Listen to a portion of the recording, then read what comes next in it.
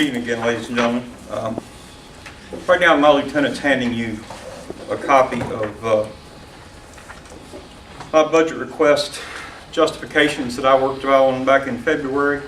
I don't know the procedure when the budget is submitted. I don't know how many of you see the actual requests that I submit, so I'm handing out a copy tonight so that everyone can see what the justifications are behind my budget. I'm going to touch tonight on two different things. Sheriff Hall just covered quite eloquently the request for the pay raise, and I'll touch on that again before I'm through. But also, I am tasked with the operation of the regional jail. Mr. Lanford, a moment ago, covered a little bit of what my budget requests were, and he's absolutely right. I asked for just over $400,000 last year, or this year, increase in my budget to cover the operational costs of running the Alleghany Regional Jail. I'm not asking for fluff. I'm not asking for anything out of the ordinary. I am simply asking for the money that it takes to operate the regional jail. I'm not overestimating this, I don't think. The costs are what the costs are. I've stood before you. We have discussed the need to address the overpopulation in this jail. Mr. Lanford and I have discussed it, and I'm sure we will discuss it again at great length. But in the short term, we've got to take care of this jail. And I cannot take care of this jail if you do not provide the funds to operate. And I know that Mr. Lanford has figures to back up his statements. They're not wrong, but I have budget projections for the next year that come in woefully under budget. Now, it's up to you guys. You hold the purse strings. If we want to operate on that tight a margin and have me come back throughout the year asking for more money, then I certainly will be glad to do that. Okay? But the estimates that I have on a few of my line items, I have one where my part-time salaries were going to be cut. I know Mr. Lanford, one of his favorite things is to look back at historical figures. Well, that works fine in some line items. I will totally agree with him. But then there are some line items and some responsibilities that have just arisen over the last 1 or 2 years.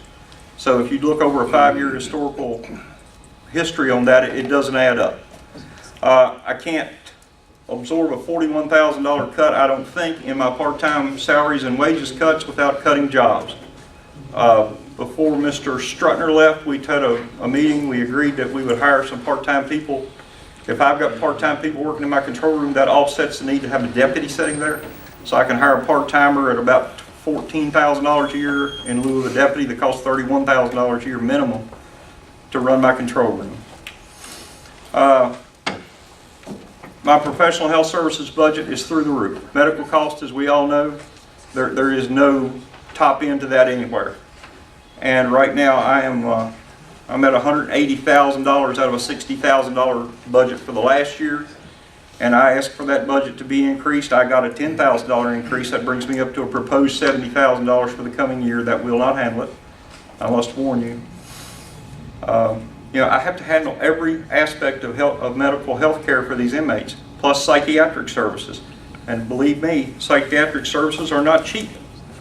I have all the figures right here should anybody need it backed up. But there's just a few things. The holiday pay, I'm getting $50,000 in my side, and when I say my, because I run the correction side, that's what I'm referring to, not just the sheriff's budget. I'm getting $50,000 to pay for holiday pay. Right now, we've spent $63,700 in the past year, and we've still got one holiday to go. So that's going to push that budget near the $70,000 mark. We know that. This is a finite number. Okay, we're not making this number up. And then to give me $50,000 in that budget simply means that somewhere along the year, I'm going to have to go rob Peter to pay Paul within my budget. That's what's killing me this year, is I'm having to make up for shortcomings in other line items, and the professional health services are one of them. So I'm not asking for anything extra. I'm just simply asking for the funds that I think it takes to run the regional jail. So before you have my budget justifications. I don't know if all of you were privy to that. So at your leisure, you might review those, and we'll try to work out something equitable when it comes to this. The housing of the prisoners. Y'all give me a $20,000 increase, that will probably be pretty close. I asked for $165,000.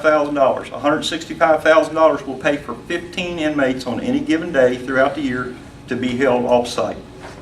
It's $30 a day per inmate, $930 a month. It's simple math. Okay?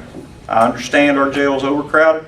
I understand it would cost probably tens of millions of dollars to do anything realistic with it. Probably the most realistic thing is to pay just to basically rent space somewhere and house our overflow. And if that's the solution I have, then that's fine, but I simply need the funds to do it. So I'm not asking for anything out of the ordinary, just enough funds to provide enough space in my jail so that when we had a circuit court roundup week before last, and they arrested over 50 people in one day. Well, good thing they didn't put 50 people in jail that day. Most of them got bonded. But nevertheless, this morning I had 95 people in jail, and I had, I think, 13 off-site. So it's not cheap, it's not going away, and that's just simply what it costs to run the regional jail. So I ask, for due consideration in those matters. It would seem it would be easier to just fund it now than to have me go back throughout the course of the year and bat this back and forth with the ladies down here at the county building and me do budget transfers throughout the year. It would seem it would be easier just to simply give us the money it takes to fulfill the needs of those line items. That's all I'm asking. So, with that being said, perhaps we can work the details out on this and reach some equitable solution as far as the actual cost of the regional jail. I can only echo what Sheriff Hall says. I've got facts and figures here everywhere.